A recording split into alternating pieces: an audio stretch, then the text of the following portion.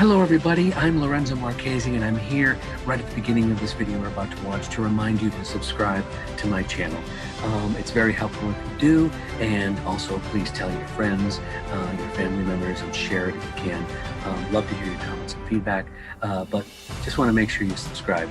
Thanks for watching and we'll see you soon.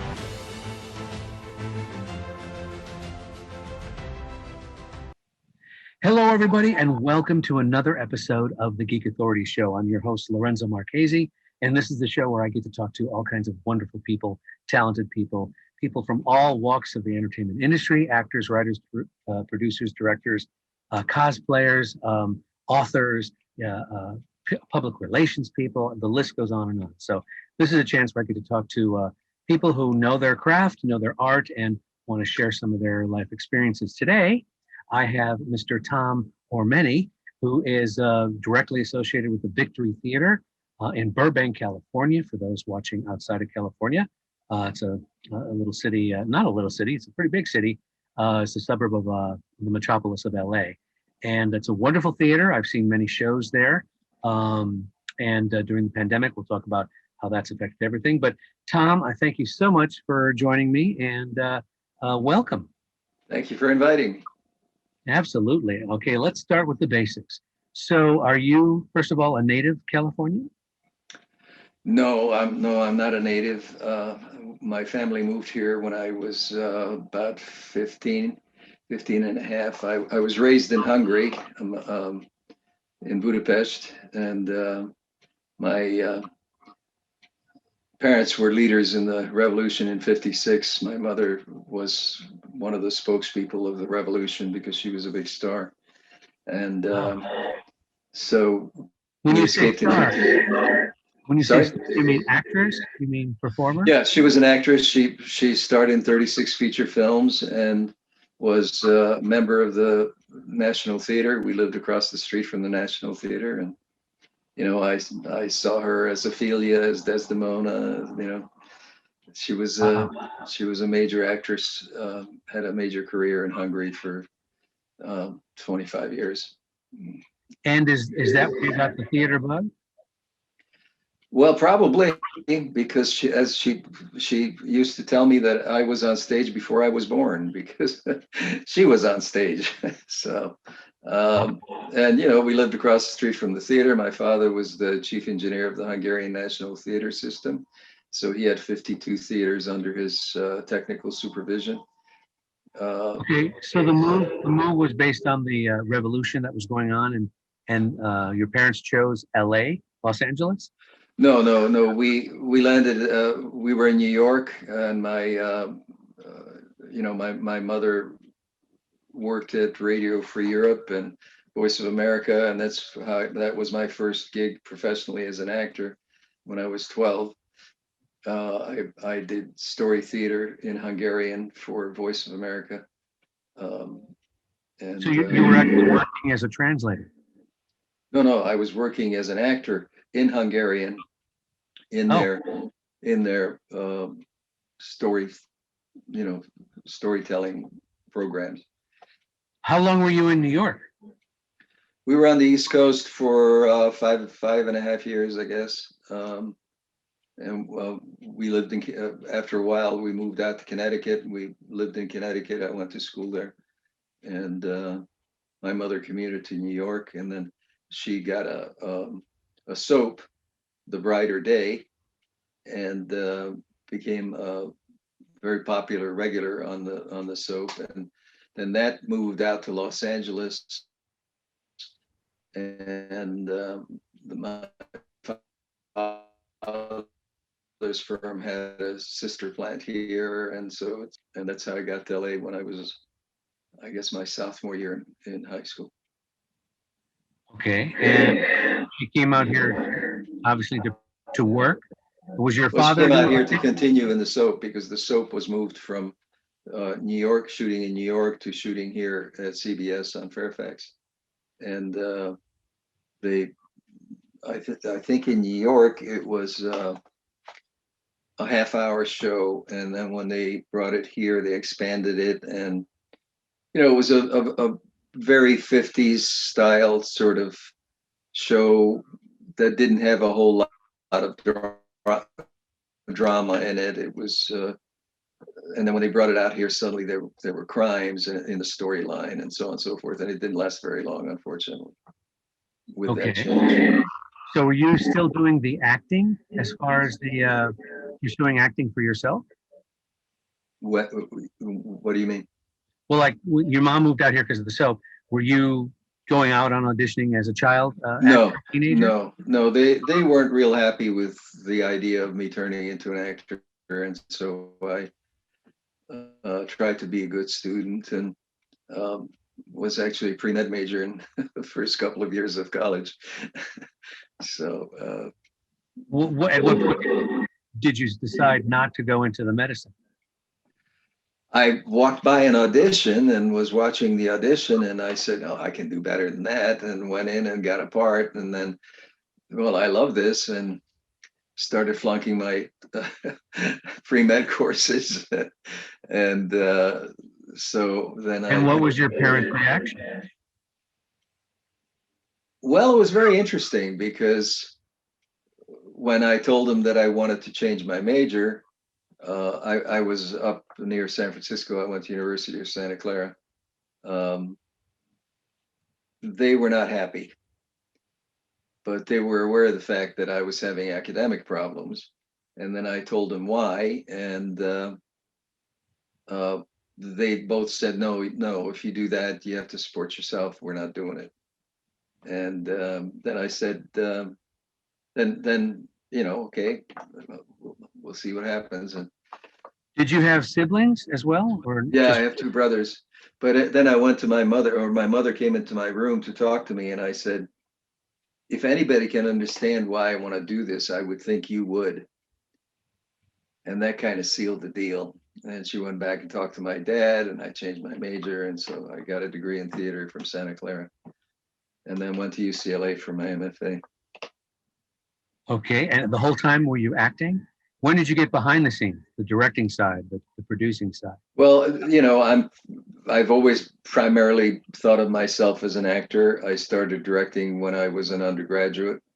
I was president of the Clay and Green Players, which was the drama club on campus, and I convinced the student government that they should have help build a theater that wouldn't have any overseeing of anything that we did by the faculty. And so they agreed to that, and so did the faculty. And so I built my first theater at University of Santa Clara. And then And you made with the company of players, right? well, there was this whole school of people, who were looking for various projects, and it was a Catholic school, and at the beginning very conservative, and then became very, very liberal by the late '60s, and the Second Vatican Council in Rome. And the Jesuits have always been great thinkers and very liberal in their approach. So I was very lucky to be there at the time. Okay, so what age was that? I was at Santa Clara from the age of 18 to 22. Okay.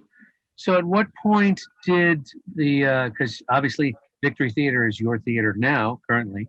Well, my wife Maria Gobetti and I, we partnered for 9 years, teaching and renting spaces all over town, and we had we were very fortunate to have some contacts in the film business, and we sold the idea of having company, an academy on a lot to two different studios over a 3 or 4 year period.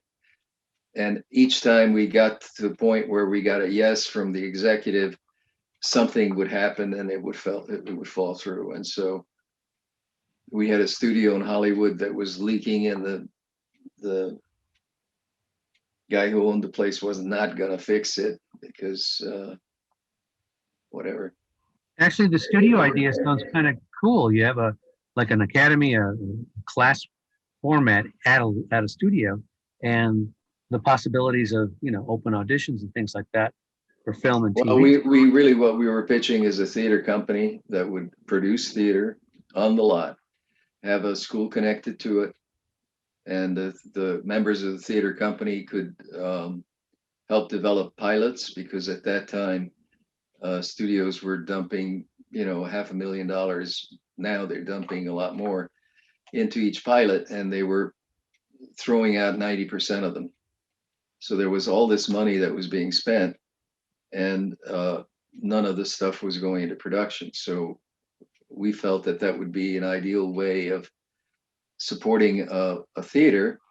And at that time, the sitcoms were all pitched towards younger people, and they were having a hard time filling those roles and wanted training for young people that could fill in those roles. So they liked the idea of having an academy very much. But every time we had a yes, when we went to legal, it got, it just didn't happen.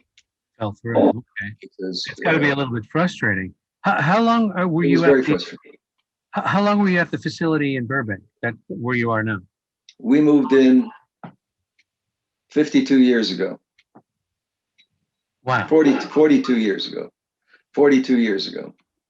We moved into the space, and then it took, I guess, probably 8 or 9 months to build it out. And then our first production was in the spring of 1980, which was the Miss Firecracker contest by Beth Henley. And Beth was a student of ours for, I don't know, a couple of years at least, and wrote her plays, on tablets, sometimes sitting in class. Wow. So do you have a fond memory of those early years of opening the theater that kind of stands out? Was there a particular play, particular cast member, particular anything that stood in when you first opened? Well, when we first opened, we had Beth's play, and a week before opening, we didn't have a stage, or maybe 2 weeks before opening, because we were still building the theater. And it was a very big production because it had 2 full sets, and and we were in a concrete building, and I had this huge door cut with steel supports so that we could move one set off and move another one on. It was very, very ambitious. And, we haven't used that door since because it's just too much. It's a 10-foot wide or 12-foot wide door. But, it was quite an adventure opening the theater. And it was great because we opened it. And as we opened it, Beth won the Pulitzer for another play. And Wow. so suddenly, and it's a play that we were trying to pitch to the studios, and they said, no, it's a woman's story. Nobody is going to care, blah, blah, blah. And then suddenly we had credibility because we had discovered Beth. We hadn't discovered Beth. Beth was just a very talented actress and playwright. But, then a few years later, three or 4 years later, we had a production of On the Money, which we revived, and I think you have a picture of it. You showed me a picture of it. And On the Money ran for 9 months. Wow.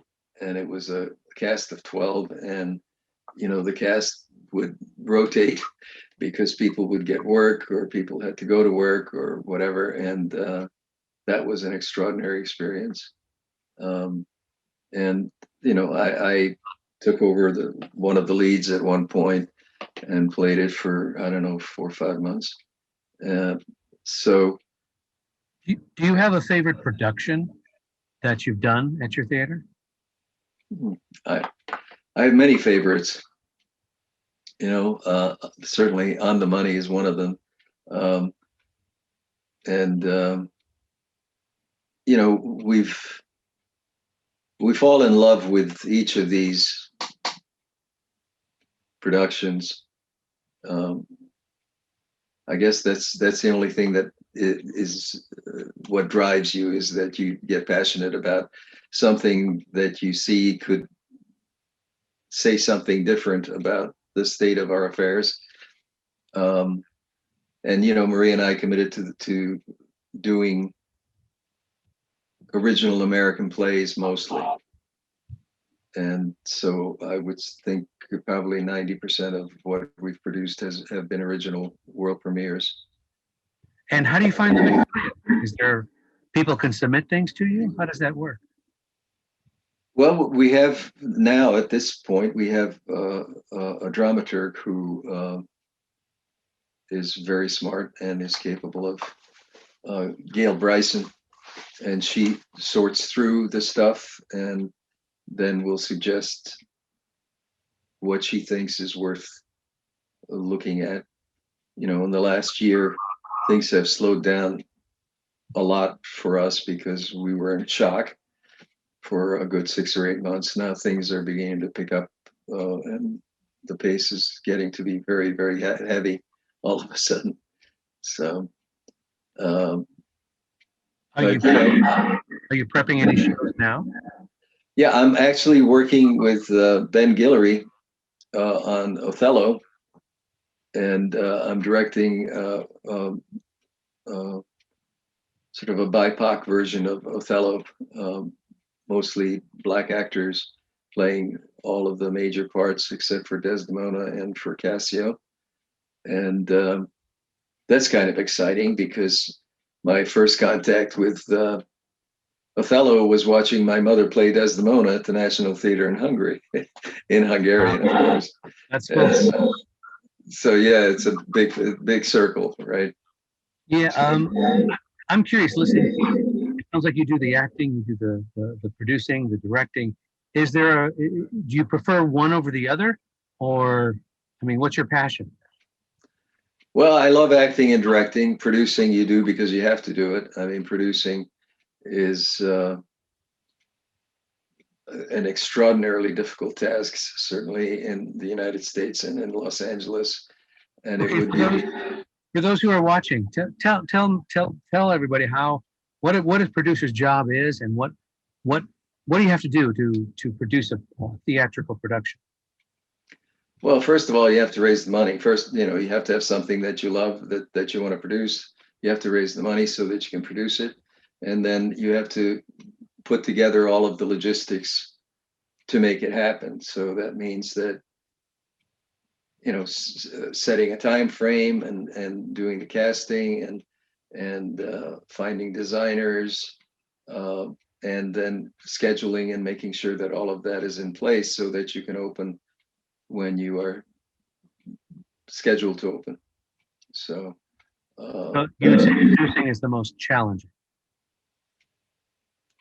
I don't know if it's the most challenging. I don't. Yeah, it's challenging for me because I'm not as fond of it as I am of directing and acting. To me, producing is just work. It's just where your passion is to act as a character and or direct. Have you directed yourself in something yet? No, and I don't plan to. Is that because you feel that challenge is not, you don't want to do that? No, it's so separate, different paths. When you're an actor, I can only speak for myself. There have been some people that have been successful at both directing and acting at the same time, but most in film. I mean, to act and direct in theater is, I think, extraordinarily difficult, and I'm not one to take it on, because acting for theater especially is a sport. You know, you have to be there as close to 100% as you can, present in the moment with what is happening on stage, not in your head. And if you're directing at the same time, you can't not be in your head, you know. And you're looking at the big picture too. Well, that's what I mean by being in your head. You know, you have to analyze things to see what's working and what isn't working. And you know, if you have to do that as an actor on stage, you really hamstring yourself, uh, because it's very difficult to be. I mean, it's the same thing as coaching and playing basketball at the same time. You know, uh, it's you can't get into the flow of things as an actor if you're, um, you know, if you're constantly having to watch what's happening rather than being involved in what's happening. Okay. Well, here's something. Tell us a little bit about this project here. Well, this was a revival of On the Money, and it was our 35th anniversary production. And we had a wonderful group of people, Vincent Gustafaro, Jeff Kober, and it's really a true American melodrama. And Cos-Meyer, who wrote the play, we introduced Cos back in 83, yeah, 82, 83, when we first produced the play. And he, with that introduction, became a very, very successful screenwriter, and now lives in New York State. And we decided that we would bring the show back for a revival for our 35th anniversary. So I'm looking for a year. What year was this? I think this was 3 years ago. Okay, because this Friday, Saturday, 8 and 5, Sundays at 4, but I don't see a date. No, well, usually the shows only run, you know, I think this production ran 12 weeks. We usually advertise a show for 6 and then extend, and we went 12 with this show. It's a wonderful American melodrama. It's about money and who has it, who doesn't have it, and who's willing to cross the line of legality to get it when they're desperate enough. Okay. This is a picture from Resolving Hedda, and I played Judge Brack, who is after Hedda Gabler, and this was a farce, and it was just wonderful. John Looks like a Klein. period piece too. Yeah, well, it's Hedda Gabler basically, but it's called Resolving Hedda because Hedda walks out on stage at the very beginning of the play and says, "I'm not doing this again. You know, I've been doing this for 100 years, and I'm not dying again tonight. And I'm redrafting this, and she is." Uh, uh, um, she in the original she was a feminist. Now she's taken on the spirit of her feminism and saying this isn't going to happen again, you know, that I'm going to be the victim to all these men, and I'm the chief victimizer in this play because Judge Brack tries to seduce her even though she's married to an intellectual, and we had a great time. Yeah, this was a headshot from another play called The End of Sex, and that was a couple of years ago, which was also a comedy about an older couple who the wife basically announces to her husband that she's done with sex, and That could be. then the daughter and the son-in-law get involved in the whole thing, and so it really was. It considered what our expectations in relationships and and sort of the standard expectations that we've grown up with about male and female roles, and did it in a very entertaining. Anyway, I think he did it in a very entertaining way, and that's why we did it, because nobody really talks about these topics. And certainly when we produced it, there was very little conversation about it yet. And now there's more, with sort of, I want to say, the advent of streaming, because there are a lot deeper considerations about these issues. And here you said you might be directing. I'm probably I'm probably directing here. Script in hand. No, I think it's a spiral stuff to take my notes on. We have classes at the Victory, or used to have classes at the Victory before the pandemic. So we teach. So I'm not sure if this is a teaching picture or a directing picture. Okay, tell me a little bit about teaching.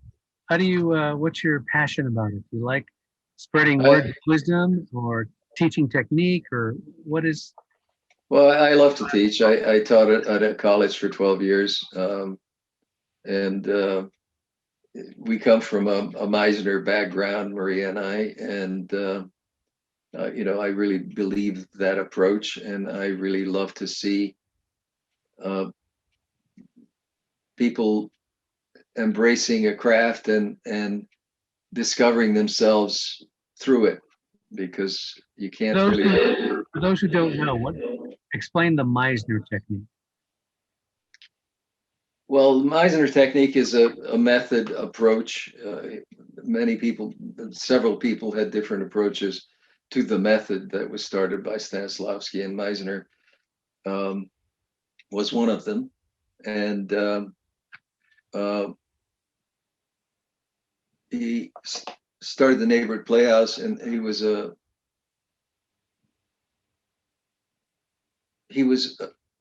an old style teacher. He was very dictatorial, and he had a very strict sort of approach on how to develop the training. And the first part of it was nothing but communication exercises that were about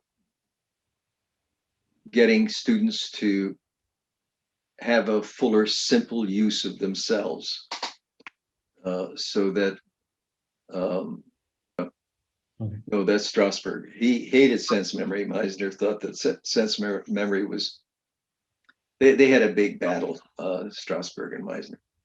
And he felt that preparation should be done organically through what the background of the script demands, rather than, and the sort of the funny story is that the Strasberg actress has a shocking story and can always cry on cue, and somebody interviews her and says, "How is it that you can cry on cue?" And she says, "Well, my mother on several occasions would beat me with a head of cabbage, and so when I'm on stage, I just go cabbage, cabbage, cabbage, cabbage, cabbage, cabbage, cabbage, cabbage, and then I of course start to cry." And so, and the question from a Meisner teacher would be, so what happens while you're saying cabbage, cabbage, cabbage, cabbage to yourself? You're not present for the moment, and the moment that's happening on stage, and the outer focus, meaning that whatever the other person does is what initiates your own action. And that's what Meisner teaches, is real outer focus, being present in the moment with the other person on stage or on camera or whatever, and letting them lead. It's an active listening that you take a preparation for, an emotional preparation, which you fantasize. How do you guide an actor to cry on cue? At least, they do 7 performances a week of this one character, and they have to cry. How do you teach an actor how to do that?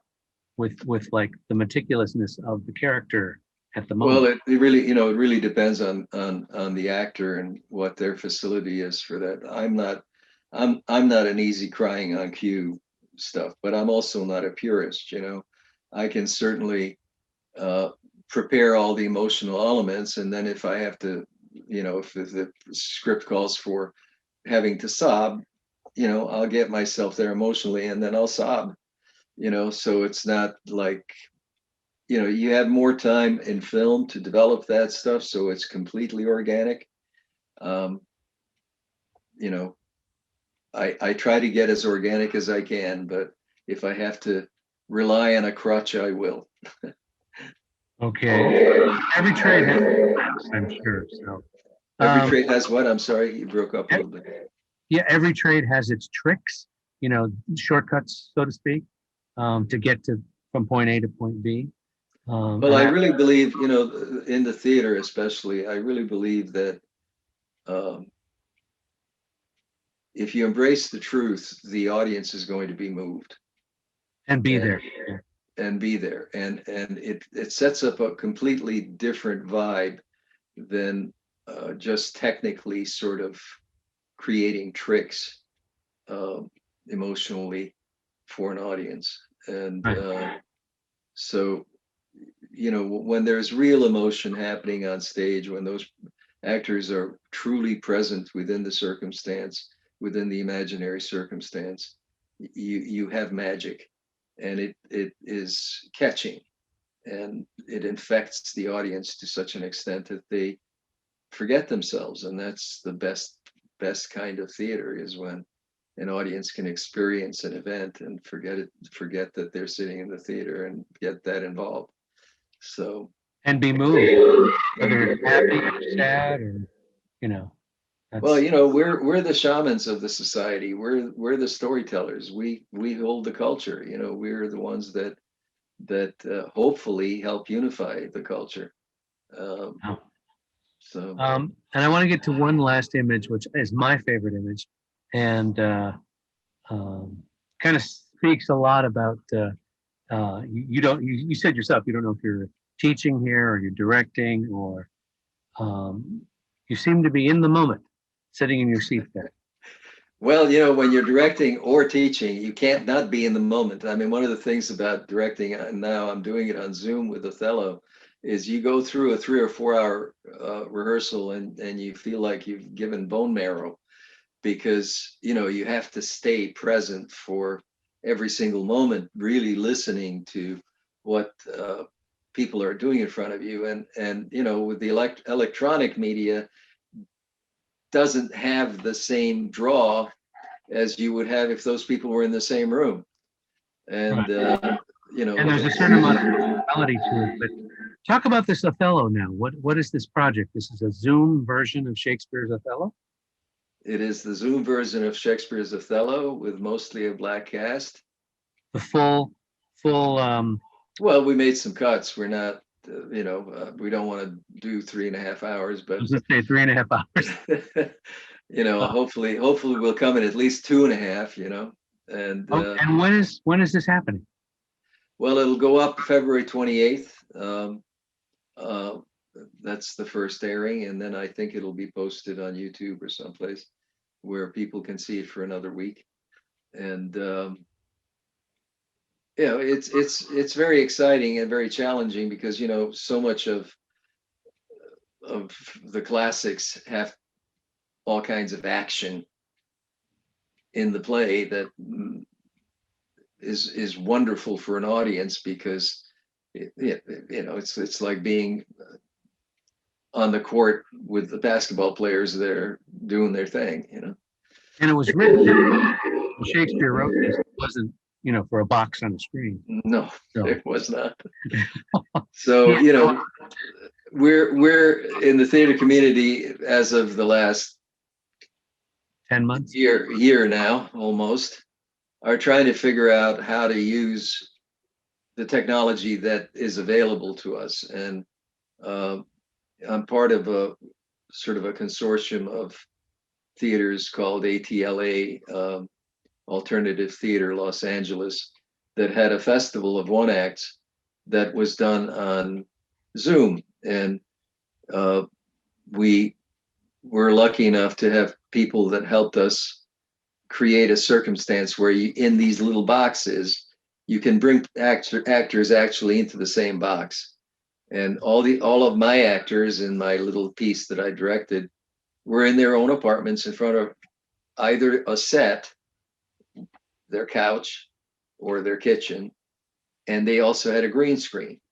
So the guy that we used his couch was sitting on the couch, and the young woman that joined him went on the green screen and sat down, and it looked like she was on the couch with him, you know.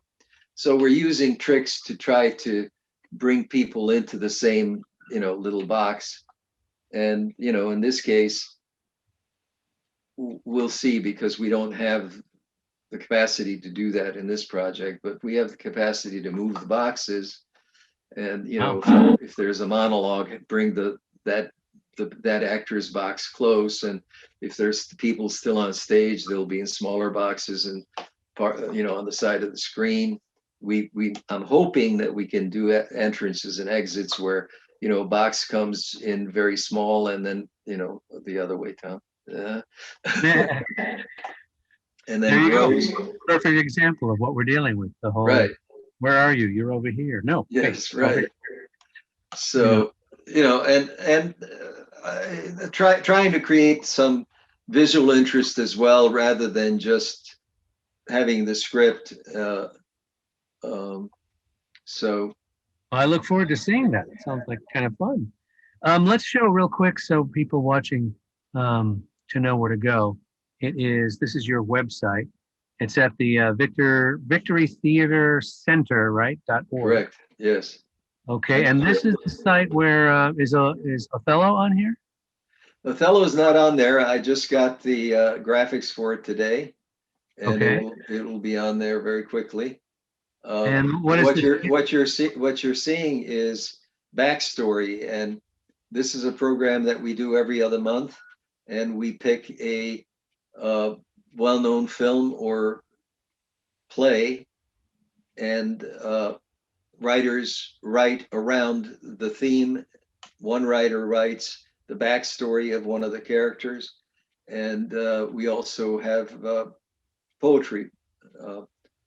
Poets write or bring pieces of theirs that reflect the spirit of the piece. The last one was Get Out, and it was, you know, very timely. So that's our theater, the one that you're looking at right now, and it's on the corner of Avon and Victory in Burbank. So it's not Stratford on Avon, it's the Victory on Avon. That's across from the park, right? Yeah, it's right across the park from the park. Okay. I see we got an acting studio. Oh, is that Mr. Howard? Yep. Yeah, Mr. Howard gave us a quote. His wife studied with Maria for about a year, and she was a big fan of the way that we taught. And I think the next picture is Beth Henley. It's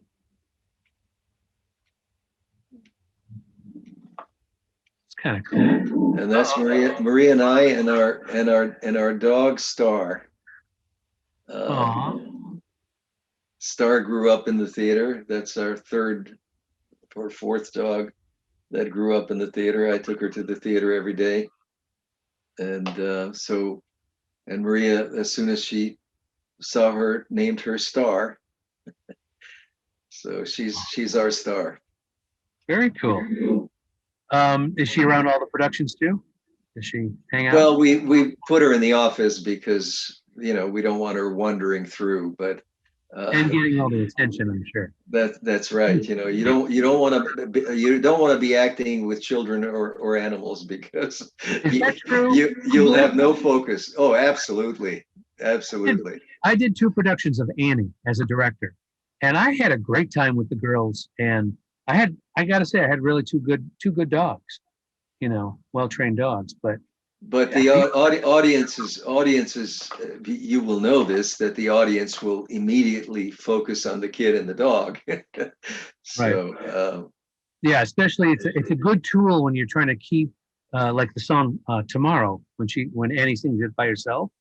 With that dog there, it's like nobody's looking anywhere else or cares about anything because not only is she singing the classic song, but you got this great little pup that you're hoping, is licking her face or doing something cuddly and warm.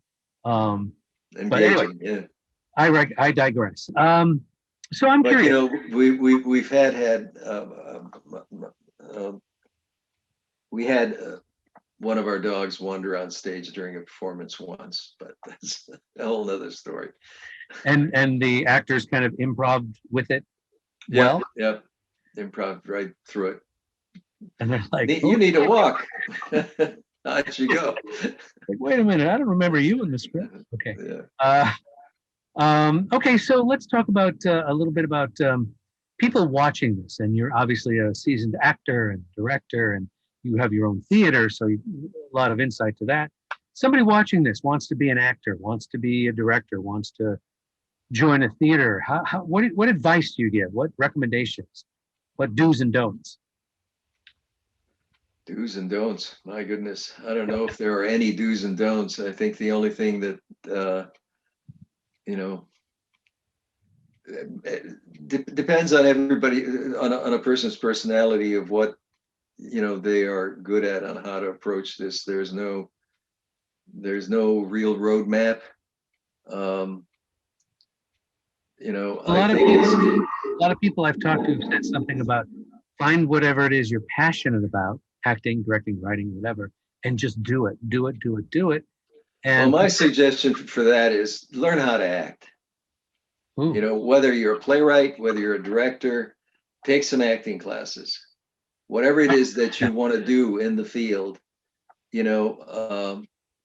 why though? I mean, Why should they take acting? because it's basically the root of the art. The playwright is God in the theater. The director is God in film and television. All right.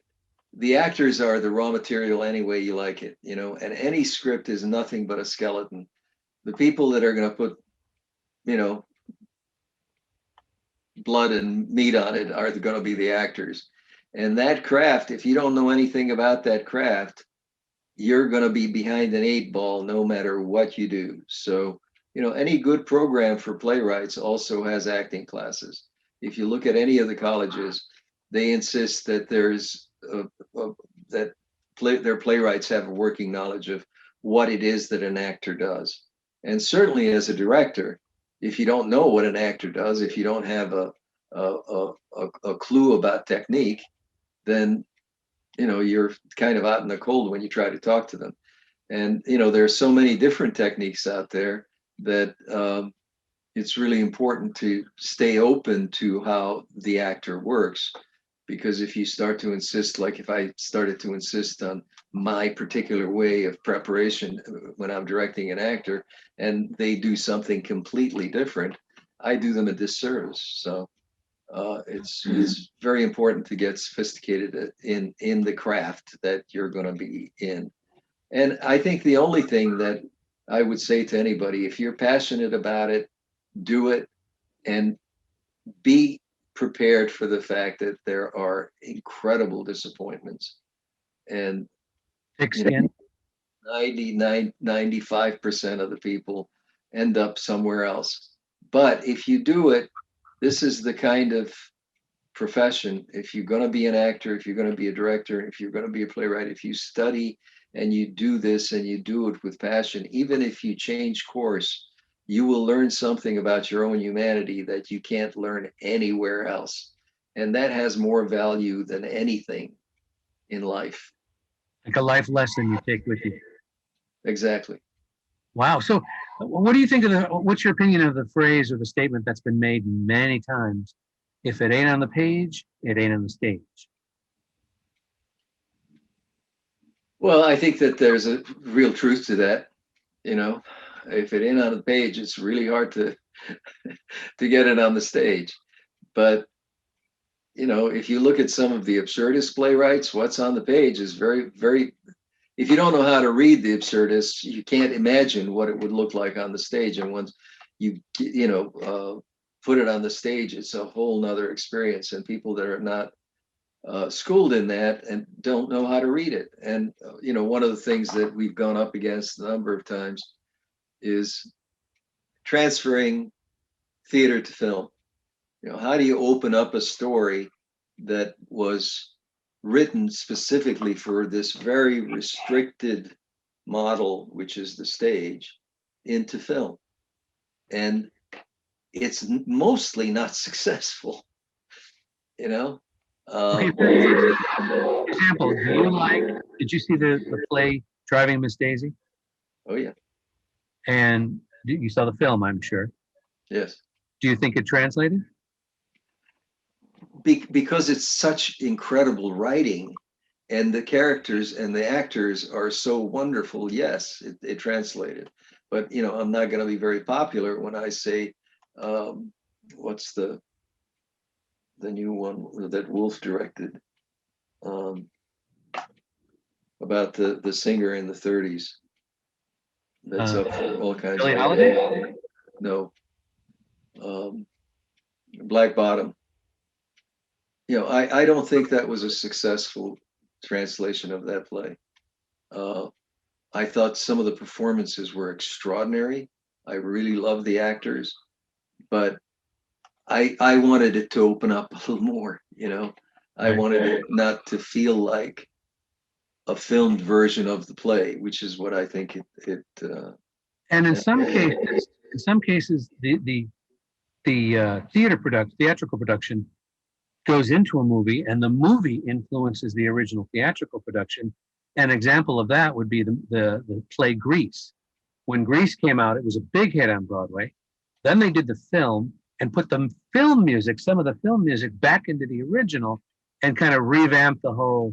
I think that was more pop icon kind of thing, but it helped the play because people were expecting to hear the new songs when they go see it. So, well, I mean, when you're talking about entertainment theater, which is a lot of what musicals are, what you're trying to do is get people to hum the tunes and get people to feel, lighten their load in terms of their emotional load, by going to the theater and being entertained and listening to good music and remembering it. Yeah. Have you directed musicals or been in musicals? Yes, I have been in musicals. We've done a couple of musicals at the theater, but musicals are so expensive. You mean the right? Oh, because of the musicians, right? Well, yeah, because of the musicians and because it's always huge casts, or not always, but often large casts. And I don't want to do a musical if there isn't a live music. I don't like the canned effect. The track.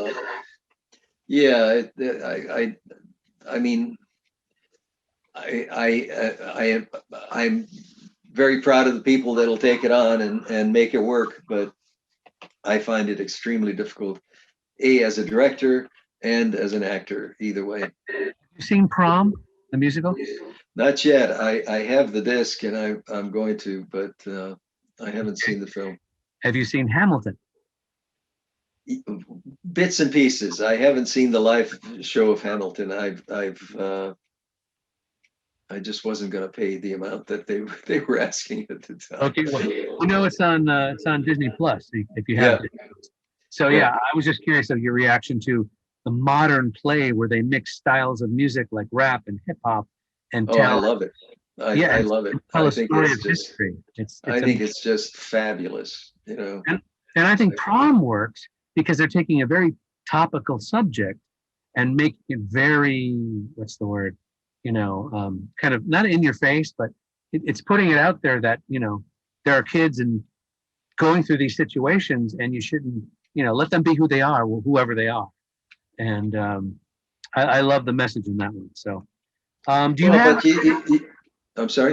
Go ahead. Oh, and the fact that Hamilton is multicultural cast. George Washington is an African American. Yeah. so on and so forth. That Well, was see, we're developing. We're going in. And the theater is always on the forefront, always on the forefront. And to create these kind of cultural idioms in the theater is really important. And one of the biggest problems with theater today is it's way too expensive. I mean, you go to Broadway and you're now. spending half your retirement. Now Or we talked a little bit before we recorded about the theater culture and how it's changed over the decades. Do you think the price of that ticket is due to what, the unions? I mean, because does it really take $5 million to produce Hamilton? Does it really take that amount? if not more. Where's that money? Where is it? Well, I mean, start with real estate. You've The you've theater? got you've got these theaters that you know in New York that take up a lot of space that have been there for years and years and years, and the real estate has escalated and escalated, and just the rent on those theaters is extraordinary. And it's very seldom that a theater owner is the one that's producing the play. So the theater producer has to, and then of course, when you talk about professional theater, all of the unions are involved. And yes, absolutely, the actors and the technicians and all the people involved need to make a living.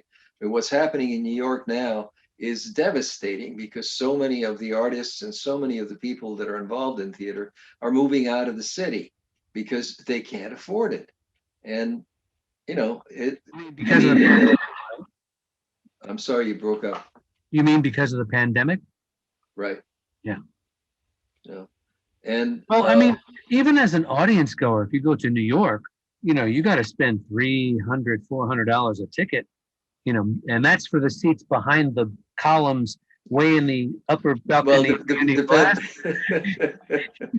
every time that we've gone to New York, we tried to stay at a friend's apartment and go to the half price ticket booth, and pick up what you can.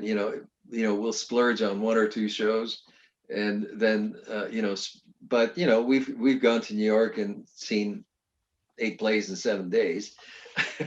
Wow. And just go from one theater to the next, because we're interested about what can be done with the money and in those kinds of venues. Right. LA is a whole different animal. With our smaller theaters, the tickets are still very much affordable.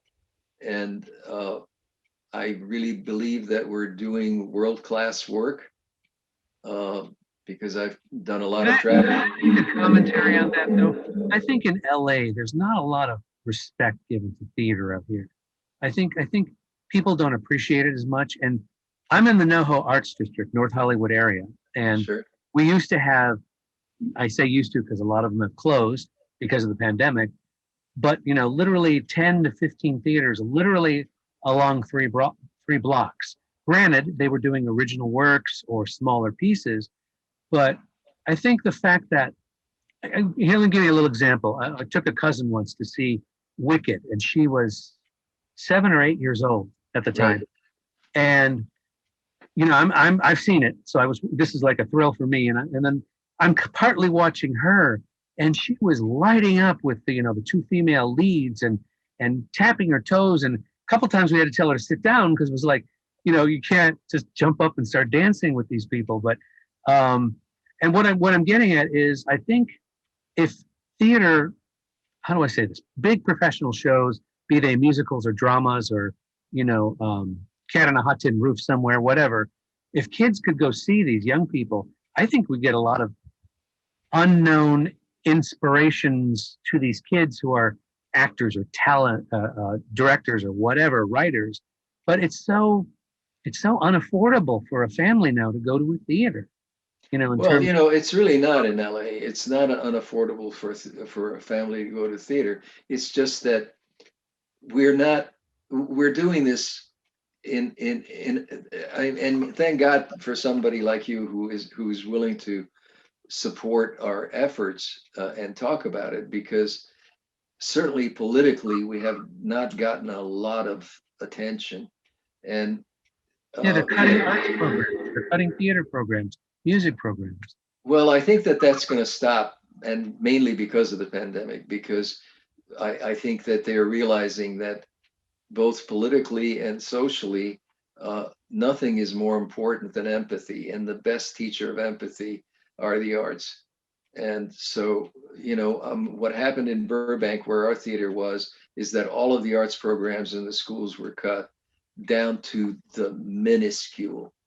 And then there were there was a whole new population of people that moved in and started to create a groundswell to make sure that the schools got the kids got the arts programs. And one of the studies that we did, I was president of Los Angeles Stage Alliance for 8 years. One of the studies that came through was what happens to a student in high school that gets involved in theater. And in the first year that they're involved in theater, their grades go up 15%. If they stay working in theater, by the last year, they're in the 97th percentile in their class. Wow. And the reason why is because if you're doing theater, you have to learn how to read, you have to learn how to think, how to analyze, you have to learn technical things, because everything is dependent on those lights and having that set go up, So, and a kid that and you're being social, you're learning interaction, you're learning exactly, organization, you're learning community. Yeah. you're learning business, this is an all-inclusive art form, and it's accessible to these kids if they get it in schools. One of the biggest problems we have in Los Angeles and around the country is that these schools are not bringing the kids outside of the school to see programming, because they don't get into the habit. In Europe, kids are being bussed all over to see all kinds of different kinds of art. Okay. And if we're always bringing it to them, they're never going to get in the habit of, okay, how do I attend? What do I, how do I approach? And that includes like going to visit, art galleries and Museums and things like that, because some kids get their inspiration from just viewing something, and it blows me away. But we're under new management now, so hopefully things will change. Wink, wink. You said no politics, right? Wink, wink. Yeah, I'm very relieved that our crazy friend is not leading our country anymore.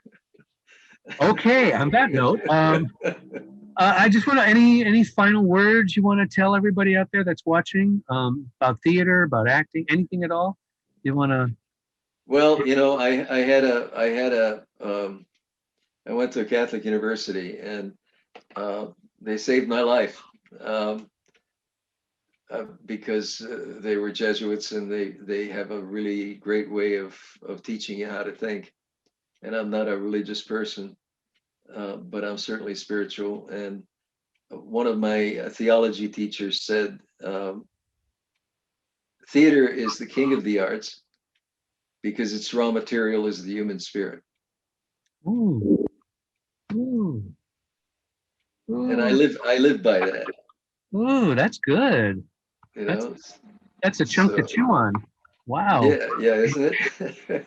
Wow. And I like the fact that you're very down to earth. You're very, you bring a kind of a warmth and I don't want to say humanity, but just kind of a inviting way about how you expressing yourself. And it's Thank like, you. this is inspirational, and I'm hoping somebody who's watching right now takes away with that and goes, hey, Mom, can we, when the world opens up, whenever that is, can we go see a play or a gallery or something? So Yeah. Well, I grew up in the theater. It was across the street.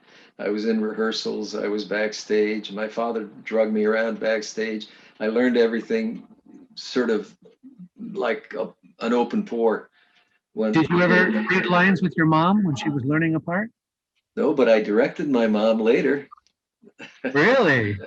Yeah, I directed her in several projects. And the first play that I produced, we actually played mother and son. And I produced What was that like? Ibsen's Ghosts.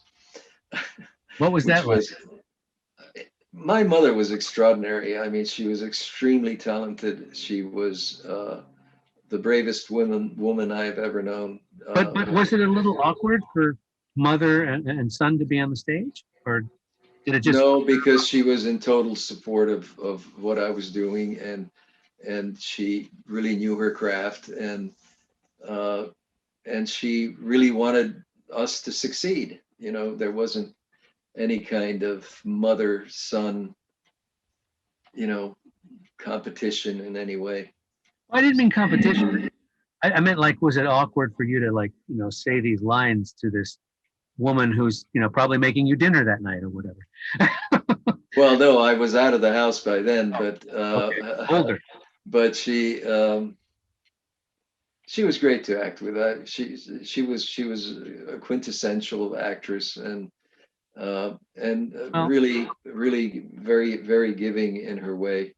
well, I'm just an outside observer, and didn't know your parents, but I think they did a pretty good job because you've got quite a career, and you're very, like I said, very down to earth, which is Thank you.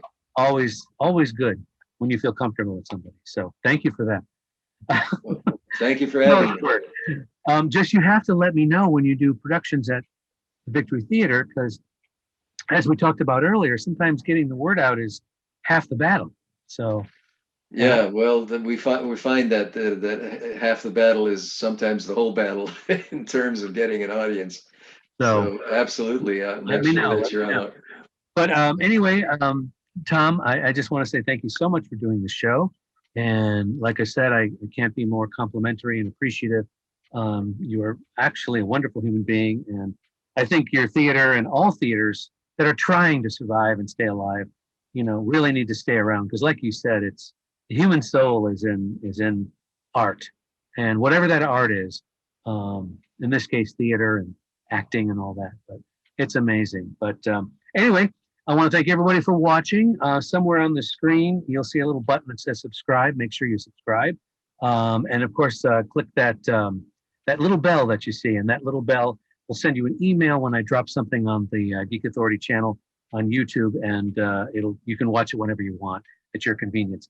Please don't forget to check out my other shows. I have the Geek Authority's Mysterious Chamber of Collectibles, where I actually go into my own personal collections and show you what I've been collecting for nearly hundreds of years. And my other show called Unboxing the Geek Authority, where companies or things that I've gotten unordered, I open up in front of you. You get to see it. I get to see it for the very first time. It's always fun to open up new stuff. I also have another show called Reviews, Opinions, and Commentary, where basically I give you my opinions on certain things, be they TV shows, movies, different things, companies, whatever. And we also have another show that I did called Talk About, the Geek Authorities Talk About, where actually family and friends get together and we talk about new shows like the new Cobra Kai series, or old shows back in the 70s, Space 1999, or one of my favorite shows, which ended up being 3 parts, which is we talked about Disneyland and California Adventure closing and not having it for now 10 months. It was a real emotional show. It ended up being 3 parts. I think you'll love it. It's got a real heart to it. And then, of course, there's my brand new show, which I just started called Making Entertainment. Basically talking to people like Tom and their production companies and letting the world know that these productions are being made and produced. I talk to the actors, the writers, technical people, all at the same time before the project opens. You get to know a little bit about it and hopefully look forward and go see it yourself. Other than that, once again, Tom, you've been amazing. Thank you, thank you, thank you, thank you. Did I say thank you? Lorenzo. But anyway, thanks for watching, everybody, and let's say goodbye. Bye, everybody, and see you next time.